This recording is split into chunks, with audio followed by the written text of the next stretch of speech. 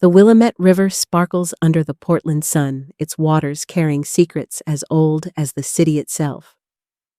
I'm Betty, a 73-year-old retired teacher, sipping coffee on my porch, a blueberry muffin crumbling in my hand as birds chatter in the maple trees. It's 2025 now, but my story begins in 1968 when I was just 16, and Portland was a simpler place.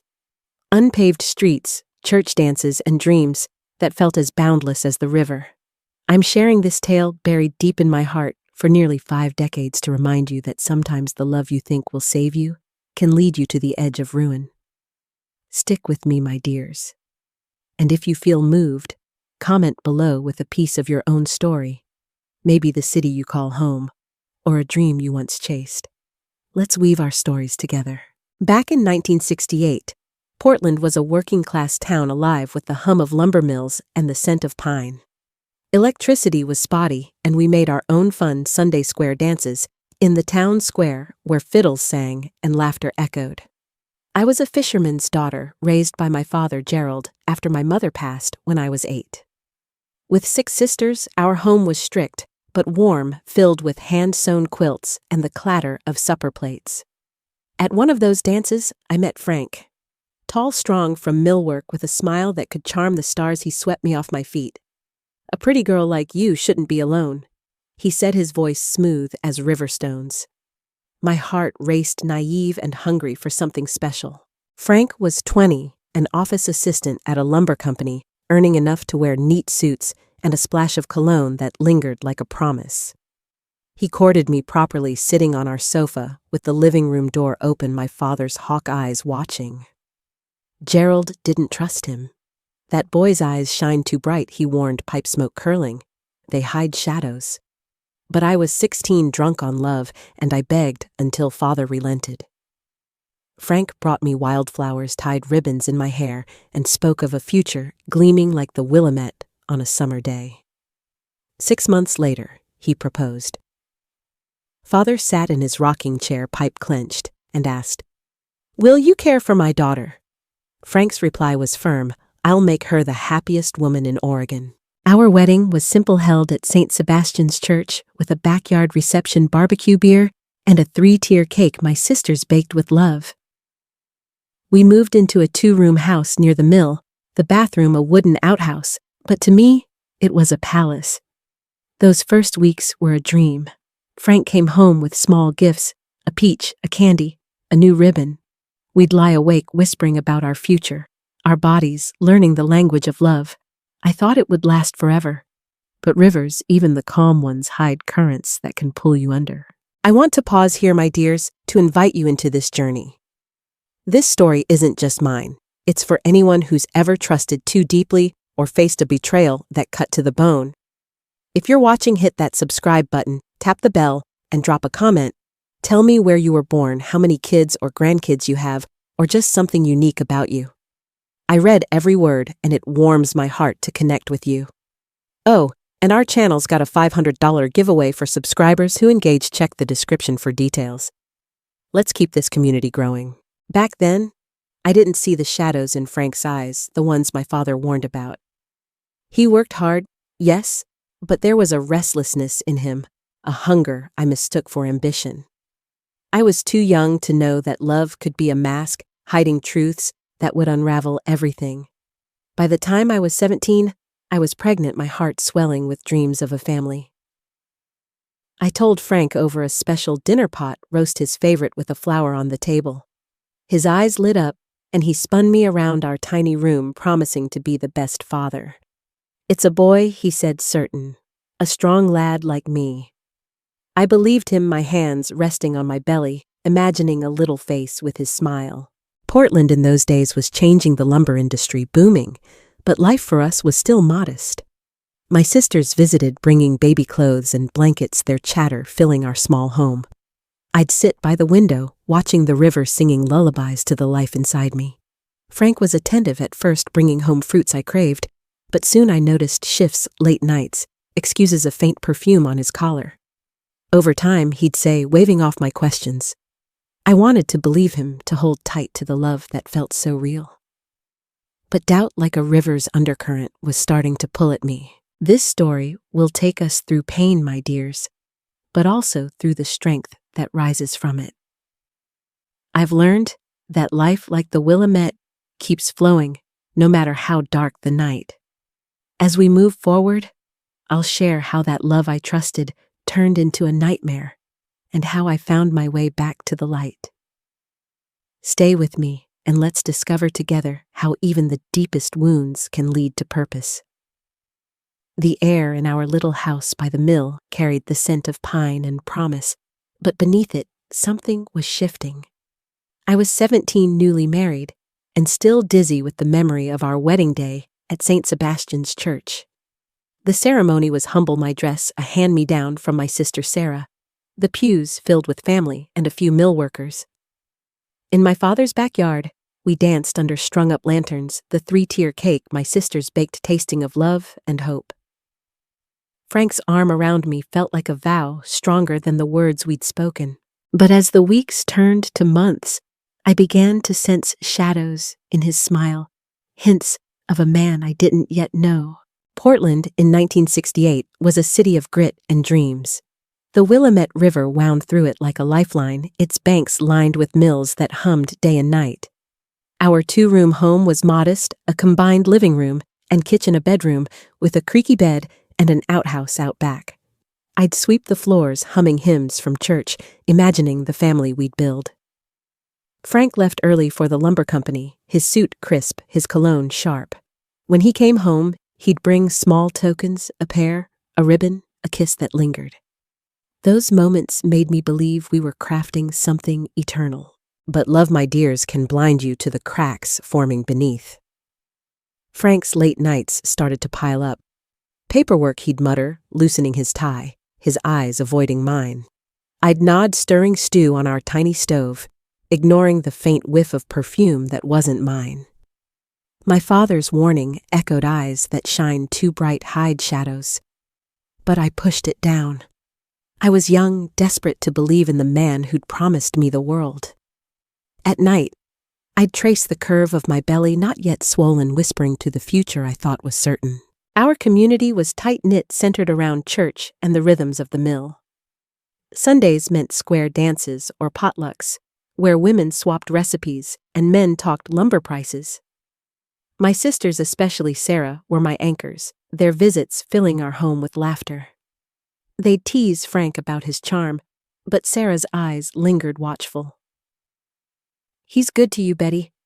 she asked once, her voice low. I laughed it off, showing her the latest ribbon he'd brought. But her question planted a seed, one that would grow in the quiet moments when Frank wasn't there. I want to invite you, my dears, to share a piece of your own journey. Drop a comment, maybe the place you fell in love, or a moment that changed you. Your stories weave into mine, making this tale ours. And don't forget our $500 giveaway. Subscribe, hit the bell, like this video, and comment to join. It's a small way to keep our community alive, just like those Portland potlucks kept us connected. Frank's charm was his weapon, and he wielded it well. At the mill, he was rising fast, trusted with ledgers and deals. Neighbors admired him, calling him a good provider. But at home, his warmth began to flicker. He'd snap over small things, burnt toast, a misplaced shirt, then apologize with a grin that melted my doubts. I'd tell myself it was the pressure of work, the weight of our new life. I'd lie awake listening to his steady breaths, wondering if I was imagining the distance growing between us. One evening, as summer faded, I found a lipstick smudge on his collar, faint but undeniable. "Ink," he said, laughing, when I held it up, my voice trembling. "You're seeing things, Betty." I wanted to believe him, to cling to the man who danced with me under the lanterns. But the seed Sarah planted was sprouting, fed by late nights and half-truths. I'd sit by the window, watching the river's current, feeling my own life pulling in directions I couldn't control. My father, Gerald, sensed it too. He'd visit his fisherman's hands, rough but gentle, and watch Frank with narrowed eyes. "You're happy, girl?" he asked one Sunday, his pipe smoke curling. I nodded, too quick, my smile tight. He didn't press, but his silence spoke volumes. Frank, oblivious or uncaring, would clap father's shoulder, promising to take me fishing soon. Those promises, like so many others, never came true. As fall painted Portland in golds and reds, I realized I was pregnant. The midwife, Mrs. Ruth, confirmed it with a warm smile. A baby before spring, she said, her hands gentle on my belly. Joy flooded me, a light brighter than any doubt. I planned a special dinner, pot roast potatoes, a daisy in a glass to tell Frank. When he walked in, his tie loose, I couldn't hold back. "We're having a baby," I said, my voice breaking with happiness. His eyes sparked, and he lifted me off the floor, spinning me. "A boy," he declared. "Frank Jr., strong like his dad." For that moment, the shadows vanished, and I saw the man I'd married. But rivers don't stay calm forever.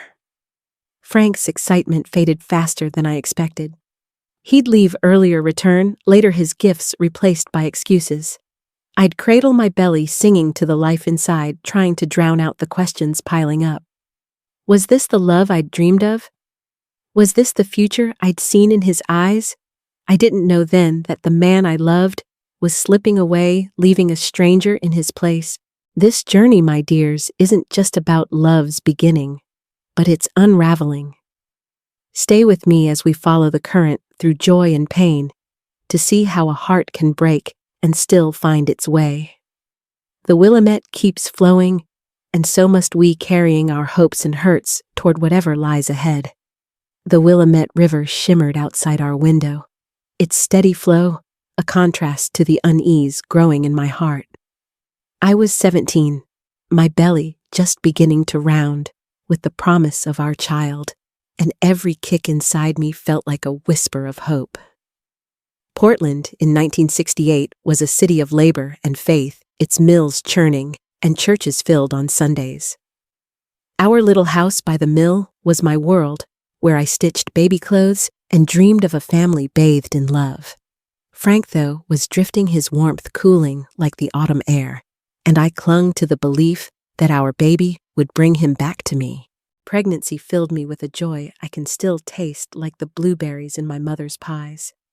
I'd sit by the river, hands on my belly, imagining a boy with Frank's smile or a girl with my curls. Mrs. Ruth, the midwife, checked me monthly, her hands steady as she nodded. "Strong heartbeat," she'd say.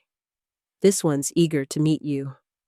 My sisters buzzed around, bringing booties and blankets, their chatter drowning out my worries. Sarah, always the sharpest, watched Frank closely but said little, her silence louder than words. Frank's reaction to the news had been everything I'd hoped. That night, over pot roast, he'd spun me around, his laughter filling our tiny home. Frank Jr., he insisted, already planning a crib he'd build himself. But as my belly grew, his promises thinned. He'd leave before dawn, claiming early meetings, and return late, his eyes dodging mine. "Big orders at the mill," he'd say, brushing off my questions. I'd nod, stirring soup, ignoring the faint perfume on his shirt or the lipstick smudge he called ink. Love, my dears, can make you blind, and I was too young to see the truth. I want to pause here to connect with you. This story is heavy, but it's also about hope. Share a piece of yours in the comments, maybe a dream you had for a child or a moment of joy that carried you through. Subscribe, hit the bell, and like this video to join our $500 giveaway, details below. Your stories weave into mine, making this journey ours, like the river binding Portland's shores. My days were spent preparing for the baby. I'd sew tiny gowns, humming lullabies my mother sang, while the river's murmur kept me company. My father, Gerald, visited often, his fisherman's hands gentle as he felt my belly. A strong one, he'd say, but his eyes lingered on Frank, searching. Frank would charm him, promising fishing trips that never happened, and I'd smile, pretending all was well. But at night, alone in our creaky bed, I'd trace the space where Frank should be, wondering why his side was so often cold. The mill was booming, and Frank's job as an office assistant kept him busy, or so he said. Neighbors praised him, calling him a provider, but I saw the cracks. He'd snap over small things, a late dinner, a creased shirt, then apologize with a grin that once melted me. I'd tell myself it was stress, that the baby would fix everything. My sisters helped me paint the bedroom corner for a crib, their laughter a balm. "He'll come around," Sarah said, but her eyes didn't match her words. By the third month, my morning sickness eased, but a new weight settled in. Frank's gifts stopped replaced by excuses. He'd stumble home late, smelling of whiskey his stories tangled. Fell asleep at the office, he'd mutter, avoiding my gaze. I'd lie awake, the baby's kicks my only comfort, wondering if I'd misread the man I loved. My father's warning eyes that hide shadows haunted me, but I pushed it down, clinging to the dream of our family. One Sunday after church, I found a note in Frank's coat pocket, a woman's handwriting, a time and place. My heart sank, but I folded it away, too scared to ask. Instead, I focused on the baby-naming possibilities with Sarah James, for a boy, Lily for a girl. Frank, when I asked, insisted on Frank Jr., his voice sharp. No girls, he'd say, frowning, as if the idea offended him. I'd laugh it off, but the knot in my chest tightened. Portland's fall was vibrant leaves painting the city in fire, but my world felt gray. My blood pressure crept up, and Mrs. Ruth urged rest. No stress, Betty, she said, her eyes kind but firm. How could I avoid stress when Frank was a stranger in our home? I'd walk by the river, whispering to my baby, promising a life of love. But doubt was a current pulling me under, and I didn't know how to fight it. This tale, my dears, is about more than a baby. It's about the dreams we build and the truths that shatter them. The Willamette keeps flowing, and so must we through joy and fear, toward whatever lies ahead. Stay with me as we follow this path where love's promise meets its betrayal, and a mother's heart fights to hold on. The Willamette's current churned outside our window, its restless flow mirroring the unease in my heart. I was 17, my belly now, a proud curve, the baby's kicks, a constant reminder of the life I was building. Portland in 1968 was a city of sweat and faith, its mills grinding and churches offering solace. Our small house, once a haven, felt like a stage where Frank played a role that no longer fit. His late nights and sharp words were eroding my trust, but I clung to the hope that our child would anchor him back to us. My pregnancy was a mix of wonder and strain. Morning sickness had faded, but my body ached, my feet swollen from the weight of carrying life. Mrs. Ruth, the midwife, checked me often, her hands steady, but her brow creased. "Your blood pressure's climbing," she warned. "Rest, Betty, and keep worry at bay." Easier said than done. Frank's absences grew bolder, whole evenings gone with excuses as thin as the paper they were written on. Client meetings, he'd say, or stuck at the office. I'd nod, stirring soup, ignoring the perfume on his collar, the lipstick smudge he swore was a pen mark. I want to reach out, my dears, and hear your stories. Have you ever felt trust slip through your fingers? Share a moment in the comments, maybe a time you held on to hope despite the signs. Subscribe, hit the bell, and like this video to join our $500 giveaway, details in the description. Your voices weave into this tale like the river tying Portland's banks together. Frank's charm still worked on others. At the mill, he was a rising star, trusted with ledgers and deals. Neighbors called him a good man, but at home his mask slipped. He'd snap over burnt toast or a misplaced tie, his apologies less convincing each time. I'd lie awake, the baby's kicks, my only solace, wondering if the man I loved was gone. My father, Gerald, saw it too. He'd visit, his fisherman's eyes scanning Frank. "You're all right, girl," he'd ask, pipe smoke curling. I'd force a smile, but his silence spoke louder than words. By the 5th month, the cracks were undeniable. Frank came home later, sometimes not at all, claiming he'd slept at the office. The money he once brought home dwindled, barely covering rent and groceries. His touch, once warm, was rare, his eyes avoiding mine. I'd cradle my belly, singing lullabies to drown out the fear. Sarah, my sharp-eyed sister, brought whispers from town. People saw Frank with a woman near the mill, she said, her voice low. "A secretary, they say?" I waved it off, calling it gossip, but her words sank deep, feeding the doubt I couldn't shake. My health faltered under the strain. Headaches plagued me, my hands and feet swelled, and Mrs. Ruth's visits grew urgent. "This is pregnancy-induced hypertension," she said. "Dangerous if you don't rest." I tried, But how could I rest when my home felt like a battlefield? I'd walk by the river, the Willamettes murmur my companion, whispering promises to my baby, a life of love no matter what. But the weight of Frank's distance pressed heavier than my belly, and I felt myself sinking. One night, he came home at dawn, reeking of whiskey, his shirt rumpled. "Where were you?" I asked, my voice trembling. "Working, Betty," he snapped. "Your pregnancy's making you paranoid." His words cut, but I swallowed them, too scared to push. I found another note in his pocket, a woman's scrawl, a meeting place, and hid it, my heart pounding. I wanted to believe it was nothing, that the man who'd spun me around our kitchen still existed. But the river's current was pulling us apart, and I didn't know how to stop it. My sisters rallied around me, their visits a lifeline. Sarah helped paint the baby's corner, her hands steady, but her eyes searching. "He's different, Betty," she said softly. "You see it, don't you?" I nodded, tears stinging, but I couldn't say it aloud. Admitting it felt like betraying the dream I'd built. Instead, I focused on the baby James, or Lily, I'd whisper, stitching tiny clothes. Frank, when he was home, insisted on Frank Jr., his voice sharp. "It's a boy," he'd say, as if daring me to argue. Portland's winter loomed, the air sharp with frost, but my world was colder. I'd sit by the window watching the river, feeling the baby's kicks like messages from a world still pure. Mrs. Ruth's warnings grew sterner: rest, no salt, no stress, but Frank's behavior was a storm I couldn't escape.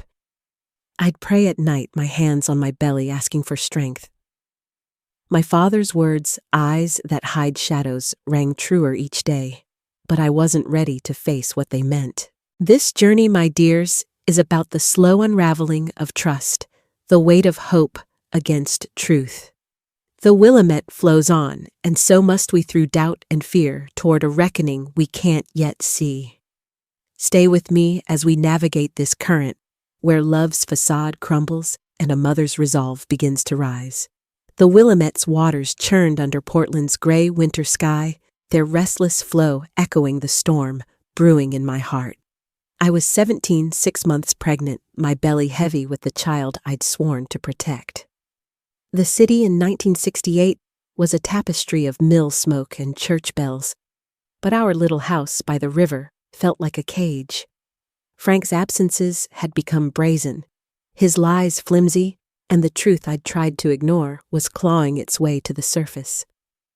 I was teetering on the edge of a revelation that would shatter my world, but my love for my unborn baby gave me a strength I didn't know I had.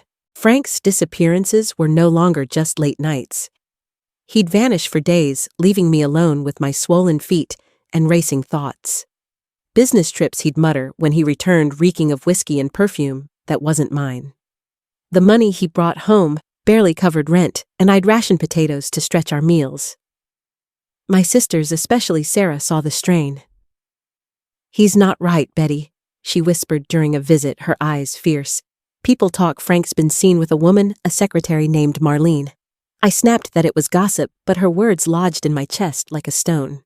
"I want to connect with you, my dears. Have you ever faced a truth you weren't ready for?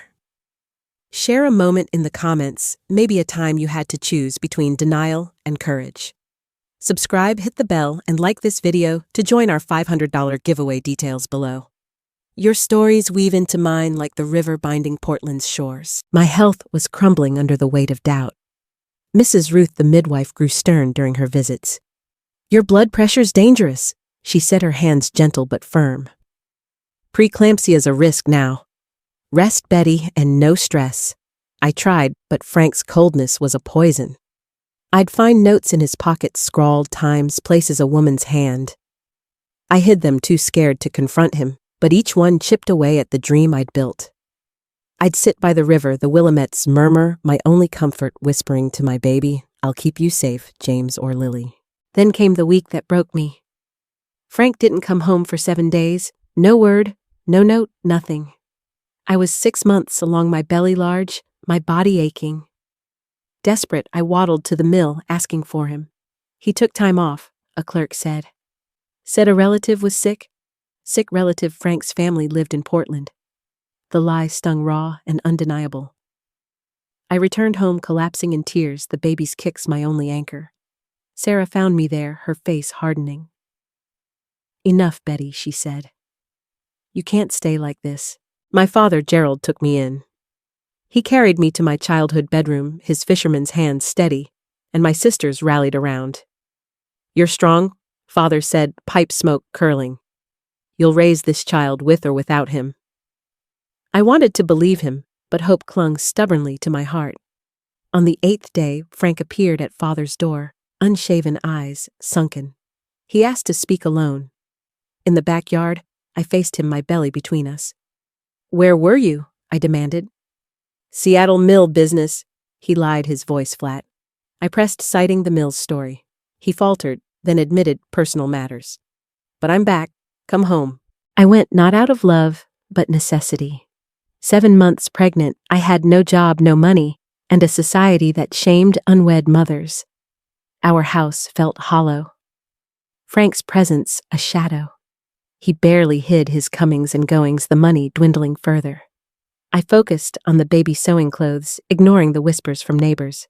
Then Mrs. Josephine, a mill cleaner, came to me, her eyes heavy with pity. "Betty Frank's with Marlene, the new secretary. Everyone knows. They say she's waiting for him to leave you after the baby's born." The truth hit like a blow. I leaned against the wall, pain shooting through my belly, black spots dancing in my vision. Marlene pregnant too, they said, with Frank's child. He'd built a new life while I carried his son. I thanked Mrs. Josephine, my voice steady, and sat in the rocking chair, caressing my belly.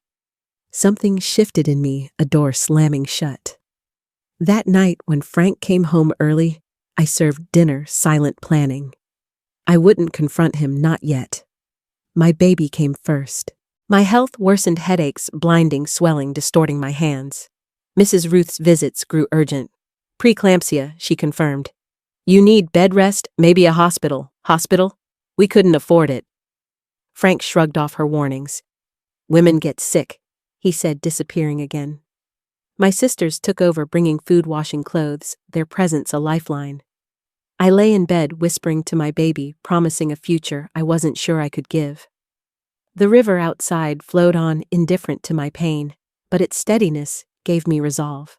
This tale, my dears, is about facing the unbearable, about a mother's love rising above betrayal. The Willamette keeps moving, and so must we, through lies and loss, toward a strength we don't yet know. Stay with me as we face the darkest night, where love turns to violence and a heart fights to survive. The Willamette's dark waters churned under a starless Portland sky, their restless flow a mirror to the terror rising in my chest. I was 17, 9 months pregnant, my body heavy with the child I'd vowed to protect. It was October 1968, and our little house by the mill, once a sanctuary, had become a battlefield. Frank's betrayal, his affair with Marlene, his lies, had stripped away the love I'd clung to, but nothing could prepare me for the horror that unfolded the night my son chose to come into the world. That night, the man I married became a monster, and my life shattered in ways I could never have imagined. Labor began on a humid afternoon, contractions rippling through me like waves on the river. Alone, I breathed through the pain, knowing first labors could stretch for hours. I sent the neighbor's boy to fetch Sarah, who arrived quickly, her eyes steady. "It's early yet," she said, brewing cinnamon tea to ease me. "We'll call Mrs. Ruth when it's time." The contractions grew stronger, the sky outside burning orange, then fading to black. I swayed through the pain, clinging to thoughts of my baby James or Lily. I whispered, promising love. Frank stumbled in near midnight, reeking of whiskey and cheap perfume, his eyes bloodshot. Sarah's face tightened, but I signaled her to stay quiet. "What's she doing here?" he slurred, pointing at my sister. "I'm in labor, Frank," I said, my voice calm despite the pain. "The baby's coming." He froze, staring at my belly as if seeing it for the first time. Sarah left to fetch water, giving us space, and in that moment, Frank's mask fell. His face twisted with a cold anger I'd never seen, chilling me to the bone. "I want to reach out, my dears, and hold space for your pain." Have you faced a moment when trust turned to fear? Share it in the comments. Your courage strengthens us all. Subscribe, hit the bell, and like this video to join our $500 giveaway. Details below. Your stories flow into mine like tributaries joining the Willamette. Alone with Frank, I felt the air shift. "So the boy's coming today?" he asked, his voice low, menacing. I nodded, a contraction gripping me. He sat on the bed, his weight too close, his eyes empty. "You know, Betty," he whispered, "I never wanted this child." His words hit like a blade, slicing through my heart. "What are you saying?" I gasped. "It's your son." He leaned closer, his breath sour. "I don't care. I've got plans, a new life with Marlene. She's carrying my child too, one I actually want." The confession poured out cold and calculated. He'd met Marlene months ago, planned to run to Seattle with her. "You're leaving us?" I asked, tears breaking free. "That's your problem," he said, shrugging. A contraction hit, and I groaned, clutching the bed. Frank didn't move, his gaze fixed, devoid of compassion. "Marlene's 3 months along," he added, each word a bomb. A child I chose. Pain, physical and soul deep, overwhelmed me, but worse was coming. Sarah returned, her footsteps quick. Frank stood, announcing, "I'm going out. Women's business." Sarah protested, but he slammed the door, leaving us. She held my hand, her face pale as I sobbed out his confession. Marlene, the other child, his plan to abandon us. "He's not right," she said, her voice hard. She sent for Mrs. Ruth, who arrived, and confirmed labor was progressing, though hours remained. Around midnight, Sarah left briefly to check on her own children, promising to return. Mrs. Ruth dozed in the living room, leaving me alone, swaying through contractions. Then the door creaked open. Frank's heavy steps, his whiskey-soaked stench, filled the room. "Still no baby," he slurred, his voice thick with menace. "Go sleep, Frank," I said, fear rising. "You're drunk." He laughed, a sound that froze my blood, and sat on the bed, his bulk looming. "I thought today," he said, his eyes glinting. "If this boy doesn't make it, I'm free. No child support, no ties." Panic surged. "Frank, leave," I begged, my voice weak. "The midwife's here. Sarah's coming." His hand clamped over my mouth, his weight crushing my belly. "No one'll blame me if it's a complication," he hissed, pressing harder. Pain exploded, sharp and unbearable. I bit his hand, screaming, and he slapped me, my vision blurring. Mrs. Ruth's footsteps sounded, but before she reached me, Frank's fist struck my head. Darkness swallowed me, the last sensation, a warm gush between my legs, and a mother's desperate prayer for her child. I woke in Portland General Hospital, white walls and antiseptic air disorienting me. A nurse hovered, her face kind but grave. "Don't move, ma'am," she said. "You lost a lot of blood." "My baby, where was my baby?" I tried to speak, but only a moan escaped. The doctor came, his eyes heavy. "Mrs. Betty, he said you had a placental abruption, likely from trauma. We couldn't save your son." The world collapsed. My boy, my James, gone before I could hold him. Grief consumed me, a wail tearing from my throat until darkness reclaimed me. This tale, my dears, is the darkest stretch of my river, where love became violence and loss carved a wound that never fully heals. The Willamette flows on, and so must we, through horror and heartbreak, toward a dawn we can't yet see. Stay with me as we navigate the aftermath, where a broken heart begins to find its strength. The Willamette's gentle ripples caught the morning light outside my childhood bedroom window, but no beauty could touch the void inside me. I was 17, back in my father's house in Portland, my body healing from a hospital stay, but my soul shattered by the loss of my son. It was late 1968, and the city moved on, mills hummed, church bells rang while I lay in a fog of grief, the weight of Frank's violence and betrayal crushing me. Yet in this darkness, the love of my family and a flicker of resilience began to pull me from the abyss, one painful step at a time. The hospital had kept me for 2 weeks, my body teetering on the edge from hemorrhage and preeclampsia. Sarah told me what happened that night. She'd returned to find Mrs. Ruth, frantic blood pooling beneath me. A neighbor helped rush me to Portland General, but Frank was gone. His clothes vanished from our home. The police are looking. Sarah said, her voice hard with anger. But he's a ghost. Lying in my old bed surrounded by familiar quilts, I whispered, "He killed my son," the words venom and truth. My father, Gerald, sat by me, his fisherman's hands gripping mine. "He'll pay, girl," he vowed, but justice felt hollow against my loss. Grief was a tidal wave drowning me in memories of a boy I'd never hold, James, with his imagined smile. Nightmares woke me, Frank's contorted face, the pain of his blows, the warm gush of loss. My sisters took turns at my side, their chatter a lifeline. But the emptiness was relentless. "You're still here," Sarah would say, brushing my hair. "That's enough for now." I wanted to believe her. But each dawn felt like a betrayal, the world spinning without my son. The river outside flowed on indifferent, yet its steadiness whispered of survival. I want to connect with you, my dears. Have you ever faced a loss that stole your light? Share a moment in the comments how you kept going or who held you up. Subscribe, hit the bell, and like this video to join our $500 giveaway. Details below. Your stories flow into mine like streams joining the Willamette's endless current. My father's house was my refuge, its creaking floors and familiar smells, a tether to the girl I'd been. He'd sit on the porch, pipe smoke curling, and tell me stories of my mother, her strength through fever and loss. "You've got her fire," he said, his voice rough with pride. My sisters brought food, washed my clothes, and forced me to eat when all I wanted was to disappear.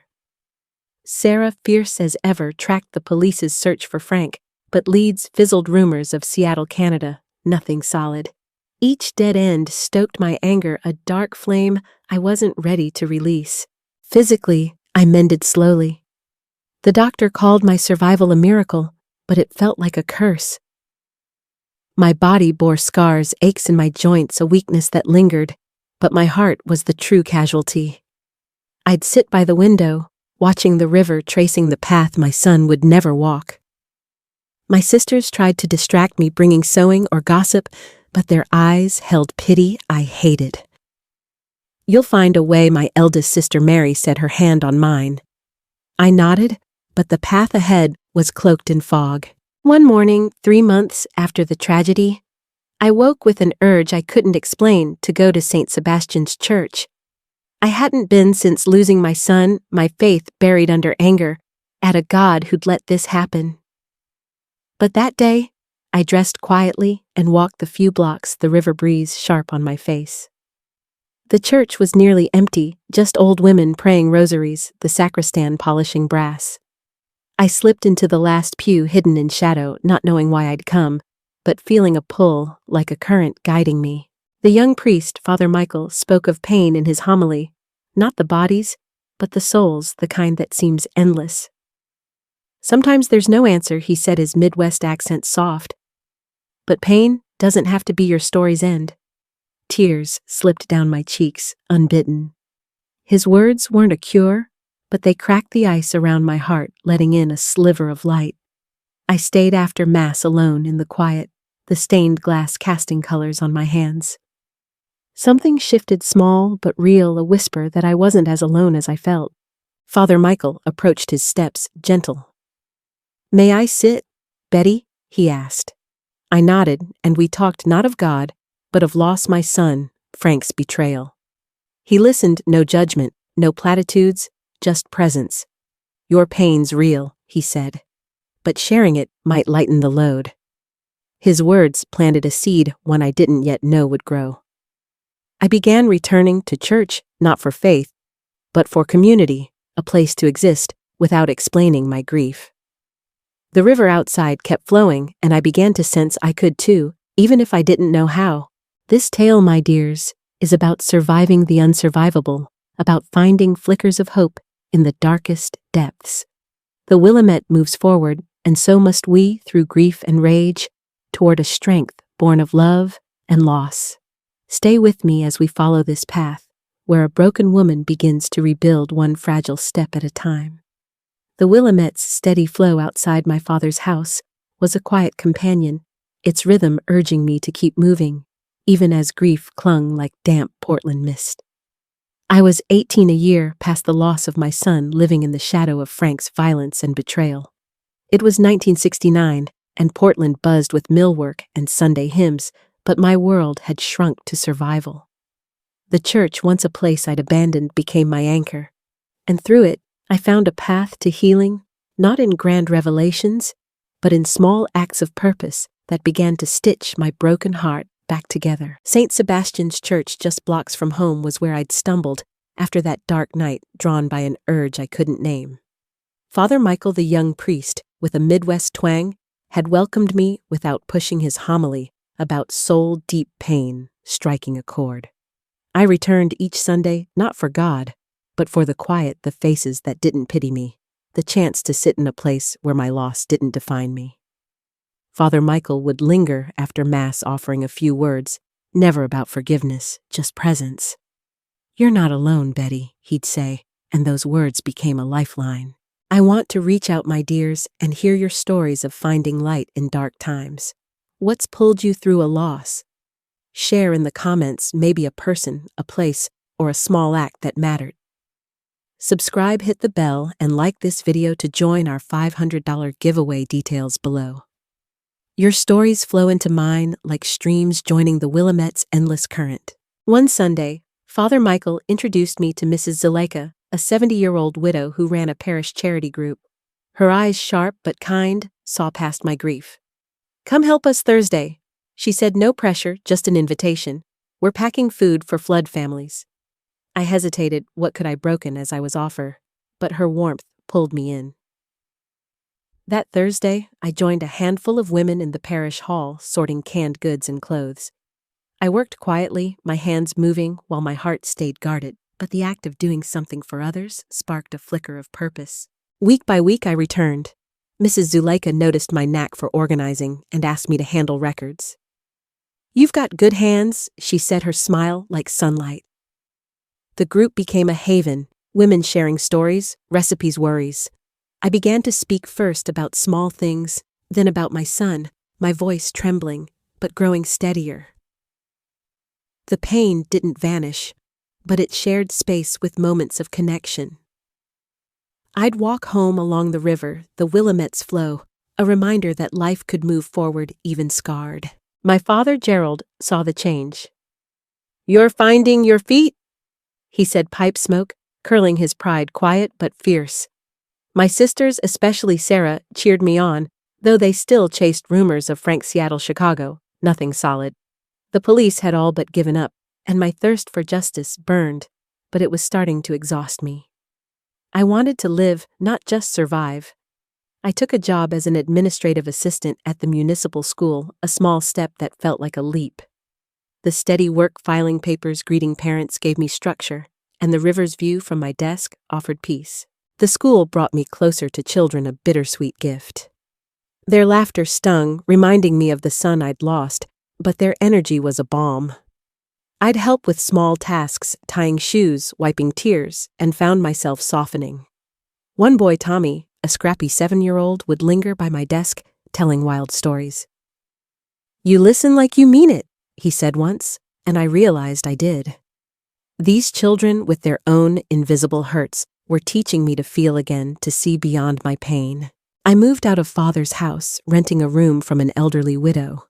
It was small, a bed, a chair, a window facing the river, but mine.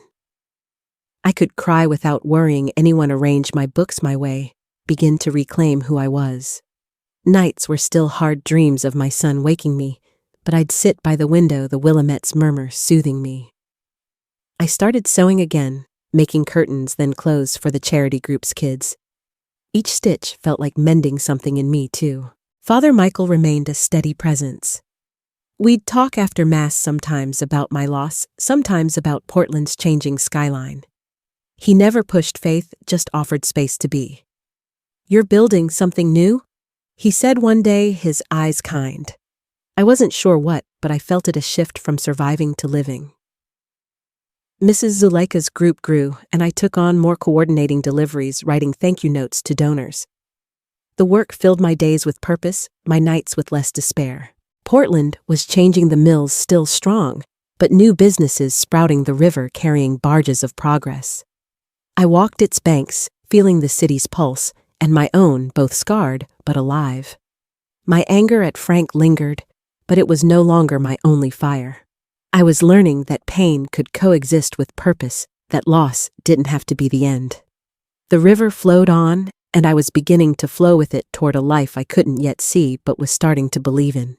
This tale, my dears, is about the slow climb from darkness, about finding meaning in small acts and kind hands. The Willamette keeps moving, and so must we through grief's weight toward a purpose that heals. Stay with me as we follow this path where a wounded heart begins to build anew. The Willamette's soft ripples reflected Portland's changing skyline, a city growing beyond its mill town roots, much like I was growing beyond my pain. I was in my early 20s, the early 1970s, a teacher's assistant at the municipal school, my days filled with children's chatter and the quiet purpose of helping others. The loss of my son in 1968 still ached, a wound that would never fully heal, but the church, my work, and the river's steady flow had taught me to carry it differently. Now, a new chapter was unfolding, one of purpose and unexpected love, as I built a life I hadn't dared imagine. My work at the school was a lifeline. I organized records, helped parents, and guided children through small struggles, spilled milk, lost pencils, broken hearts. Their resilience stirred something in me, reminding me of my own. I'd started a tutoring group for kids whose parents worked late, a handful of them gathering in a spare classroom. We'd read, draw, or just talk, their trust in me a gift. Rosie, a 6-year-old with a single mother, became my shadow, her questions. "Why do you look sad, Miss?" cutting deep but opening me up. I lost someone, I told her, and her small nod, wise beyond her years, bonded us. I want to connect with you, my dears. What's a moment when helping someone healed you? Share it in the comments, maybe a kind act or a child's words. Subscribe, hit the bell, and like this video to join our $500 giveaway, details below. Your stories weave into mine like the Willamette tying Portland's shores together. St. Sebastian's Church remained my anchor. Father Michael's quiet wisdom and Mrs. Zuleika's charity group gave me community, a place to belong. I coordinated food drives, my knack for details earning praise. "You're a natural, Betty," Mrs. Zuleika said, her eyes twinkling. The work filled my heart, but the school called louder. I decided to become a teacher, a goal that meant night classes, long hours, and every penny saved. Father Michael helped me find scholarships, his faith in me a spark. "You're turning pain into purpose," he said, and I held those words close. In 1973, I met John Taylor, a widower in his 50s, volunteering at the school. He taught woodworking to older boys, his calloused hands shaping oak with care. Quiet with the river deep calm, he'd nod hello, his eyes kind, but guarded. We started talking about the kids, Portland's growth, the books we loved. "Life's like a river," he said once, sipping coffee after a class. "You don't fight the current, you learn to navigate it." His words resonated, echoing the Willamette's flow, and our talks became a ritual, simple but grounding. John's presence was different from Frank's, no charm, just steady honesty. He'd lost his wife years ago, no children, and lived alone by the river. We'd walk the Willamette's banks, sharing silences as often as words. I wasn't looking for love, Frank's betrayal had scarred me deep, but John's quiet strength softened my walls. He'd bring me small carvings, a bird, a fish, each one, a gift of time, not flash. My sisters noticed, Sarah teasing, "He's sweet on you, Betty." I brushed it off, but my heart stirred, cautious but curious. My tutoring group grew, parents contributing eggs or fruit in thanks. The principal gave us a dedicated room, and I poured myself into it, helping kids like Rosie read or dream beyond their struggles. Their progress, Tommy's first full sentence, Rosie's proud smile felt like healing. I studied at night, bleary-eyed, but determined the river's murmur through my window, a reminder to keep going. My father, aging but proud, would visit, his pipe smoke curling. "You're making a difference," he said, his voice thick. I was but the ache for my son lingered, a quiet companion. In 1975, a rumor about Frank surfaced. A merchant saw him in Seattle selling appliances. My father and brother-in-law chased it, but he'd vanished again. The news reopened old wounds, but I was different now. Hatred no longer defined me. My students, my purpose did. John, sensing my unrest, invited me to a riverside picnic. We sat on a blanket, the Willamette sparkling, and he listened as I spoke of my son, my anger. "You're more than what he took," he said, his hand brushing mine. That touch, gentle and real, marked a shift. By 1978, I graduated as a teacher, my father's tears at the ceremony, a memory I cherish. The school hired me full-time, and I taught children others overlooked, those with rough edges or hidden hurts. I saw myself in them, broken but fighting, and gave them patience I'd once needed. John and I grew closer, our friendship deepening into something neither of us named. We'd dine at small cafes, watch the river at dusk, his stories of woodworking and loss weaving into mine of teaching and survival. Love, I was learning, could be quiet, built on trust, not promises. Portland was booming, new buildings rising, but the river remained my constant. I'd walk its banks, feeling my son's presence not as pain, but as part of me. John joined me sometimes, his silence a comfort. "You've built something beautiful," he said one evening, the city lights dancing on the water. I was beginning to believe him, my life no longer just a scar, but a tapestry of loss and love woven with purpose. This tale, my dears, is about rebuilding from ashes, about finding love and meaning where pain once ruled. The Willamette flows on, and so must we, through loss's shadow, toward a life that holds both. Stay with me as we near the end, where closure and peace find their place by the river. The Willamette's waters gleam under Portland's twilight, their eternal flow a mirror to the life I've woven from pain and purpose. I'm 73 now, in 2025, a retired teacher sitting on my porch, the river's murmur blending with birdsong as I sip coffee and crumble a blueberry muffin. The loss of my son in 1968, Frank's betrayal, and the long road since have shaped me, but they don't define me. Through teaching love and an unexpected letter, I've found peace, not the absence of scars, but a harmony born of living fully, loving deeply, and choosing hope each dawn. This is my story's end, my dears, but also a beginning for anyone seeking light after darkness. My teaching years were my heart's work. By the 1980s, I was known as Teacher Betty, dedicated to children with learning struggles or hidden wounds, kids like I'd been broken but resilient. I'd guide them through letters or fractions, but more, I gave them belief. Rosie, my little shadow from the tutoring days, grew up, became a nurse, and still visits her kids, calling me Grandma Betty. The municipal project I coordinated for vulnerable youth grew, serving hundreds, earning awards. In 1997, I led it, pouring my pain into purpose, helping children society overlooked. Their small victories, reading a book, trusting again, were my healing. John Taylor. My quiet love was my partner in this life. We'd met in 1973, his woodworking class as a gift to my students. Our bond grew slowly, rooted in shared silences by the Willamette, his carvings, birds, fish, a language of care. In 1999, we moved in together, buying a riverside home with space for his workshop. No marriage, just a commitment stronger than paper. We'd host Sunday barbecues, salmon, grilling my blueberry pie a hit. John's steady presence taught me love could be safe, not a mask for shadows.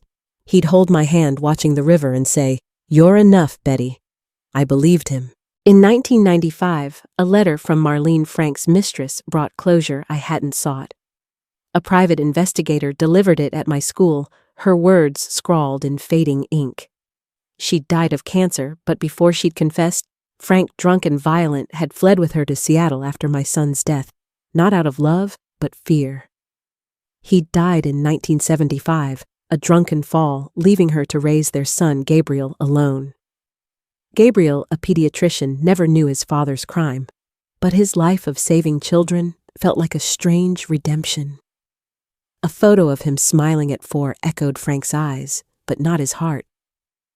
He paid in ways you can't imagine, Marlene wrote, not asking forgiveness, just truth. I sat by the river that night, tears falling not for her, but for the cycle's end. Frank's evil hadn't won. I want to connect, my dears. What's brought you peace after pain? Share in the comments a moment, a person, a choice. Subscribe, hit the bell, and like this video for our $500 giveaway, details below. Your stories join mine like the Willamette's tributaries flowing together. In 2003, Gabriel's daughter Gabriella found me. A young doctor from New York, she'd uncovered her grandmother's diary, piecing together my story. At our Riverside home, she shared photos: Gabriel as a boy, a teen, a father, his life, a testament to good rising from ashes. He broke the cycle, she said, her voice thick. We talked for days, her presence a bridge between our pasts. She volunteered with my project, her medical skills, a gift to our kids. We've stayed close, her visits, a reminder that pain can birth unexpected connections. John's death in 2019 after a cancer battle was a quiet grief softened by our 20 years of love. He passed holding my hand, our home filled with friends. I mourned, but gratitude tempered the loss. Gratitude for his laughter, his carvings, our river walks. I kept our routines, tending his plants, watching the Willamette's sunset glow. My talks for women in crisis grew first in churches, then online during the 2020 pandemic. My niece Marianne taught me to use a smartphone, and soon my story reached women across America, their messages. You gave me hope, fueling my purpose. In 2015, I published a book, no bestseller, but a beacon for those in pain. It's used in my project's support groups, helping mothers rebuild. At 73, I live alone in our Riverside home, not lonely, but full. Former students, Gabriella, my sister's families fill my days. I still speak, sharing how pain can become purpose, how love can betray, but also heal. The river, my constant, carries my son's memory, not as anguish, but as part of me, honored in every child I've helped, every heart I've touched. Life, my dears, is a river, calm, turbulent, but always moving. My faith, grown slow like a seed in St. Sebastian's pews, isn't blind, but fierce, trusting life's capacity to mend. I've learned our stories don't end in tragedy, but flow on, finding new paths. Keep sharing yours. Hit like, subscribe, comment with where you're from, or a spark of your life.